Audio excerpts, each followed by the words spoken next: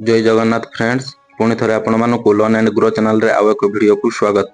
Friends आपण मैंने निज मोबाइल किंबा कंप्यूटर पीसी माध्यम किपरि राशन कार्ड रे केवाईसी स्टेटस चेक करि परिबे, आपनकर केवाईसी होईछि ना नाही किंबा आपनकर निज निज डीलर पाखरे केवाईसी करिसंती आपण जानि पारुनती केवाईसी होईछि ना नाही। आपनकर सब डाउट क्लियर हो जिवो ए वीडियो माध्यम रे। दया करी वीडियो टी को लास्ट पर्यंत देखंतु। मो ए वीडियो माध्यम रे आपण मानकु फुल प्रोसेस कहिबी। वीडियो टी को स्टार्ट करिया पूर्वरु जदि चैनल को या पर्यंत सब्सक्राइब करि नहंती तबे चैनल को सब्सक्राइब करी पाखरे थिया बेल आइकन को प्रेस करि नियंतु। आपनकर गोटे गोटे सब्सक्राइब एवं लाइक शेयर मो पई बहुत मोटिवेट करि थाए। एमिति अपडेट वीडियो आपनको पई आगो को नै आसीबी। चलंतु आउ लेट न करी वीडियो को start करिवा।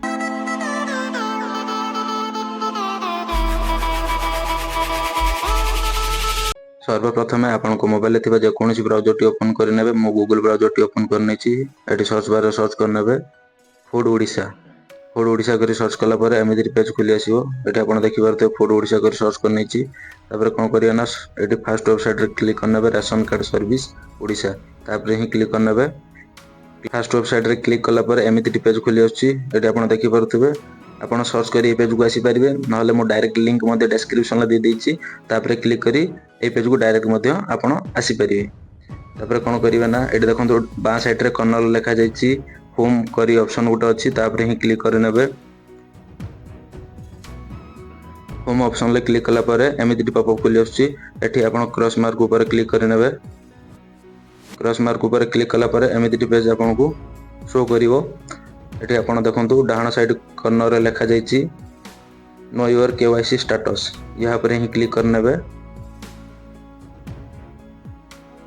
No your KYC status ऊपर क्लिक कला परे एमिति पेज खुली आछि। एठी आपनकर आधार कार्ड किंबा राशन कार्ड एंटर करे नेबे। एठी आपनकर स्कीम चूज करे नेबे। तापर गेट ओटीपी ऊपर क्लिक करनेबे। स्कीम कोन चूज करिवे ना एठी आपनको दुईटा ऑप्शन शो करूछि। आपण एनएफएसए आ गुटे एसएफएसएस ये दुईटा ऑप्शन ले क्लिक करने जो थे आप अप्लाई कर ऑप्शन ले ही क्लिक करने।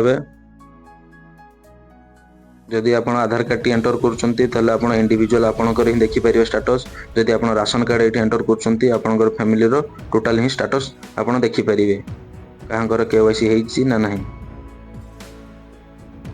एठी मो राशन कार्ड टी एंटर कर नौछि। ये आप देखिपे मो राशन कार्ड टी एंटर करने ये स्कीम जगह दुईटा ऑप्शन ही आपको शो करुव। गोटे हूँ एनएफएसए आ गोटे हूँ एसएफएसएस। दुईटा ऑप्शन ही शो करुव। मु एनएफएसए रे चूज करनेबी। चूज कलापर गेट ओटीपी ऊपर क्लिक करनेबी। गेट ओटीपी ऊपर क्लिक कलापर देखो ये लिखा ओटीपी सेंड सक्सेसफुल। तापर कौन करेंगे ना ये ओके ऊपर क्लिक करनेबे।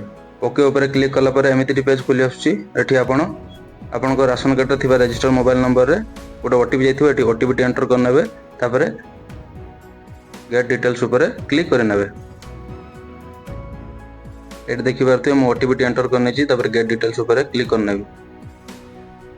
गेट डिटेल्स ऊपर क्लिक कला पर एमिति पेज टी लोड होउछि। गेट डिटेल्स ऊपर क्लिक कला पर एमिति पेज खुली आसुछि। एठी देखि पारथि बेनिफिशियरी डिटेल्स आपन को शो करथुवो।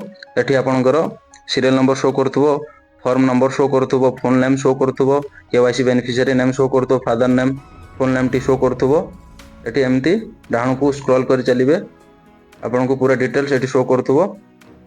राइट साइड को स्क्रॉल करला पर एठी सभा लास्ट रे देखि पारथुबे ई केवाईसी आधार ऑथेंटिक ए ऑप्शन टी शो करथुवो। एठी आपनकर डीलर नाम मध्य शो करथुवो। एठी आपन देखि पारथुबे पूरा सक्सेसफुल ही शो करूछि। आपण चाहिए मध्य आपणकर निज निजर ई केवाईसी स्टेटस एमिति चेक करि परिबे। जदि वीडियो रू किछि शिक्षा को मिलु थाए तबे वीडियो को लाइक शेयर एवं चैनल को सब्सक्राइब करिया पई जमारू भूलिबे नहीं। जय जगन्नाथ।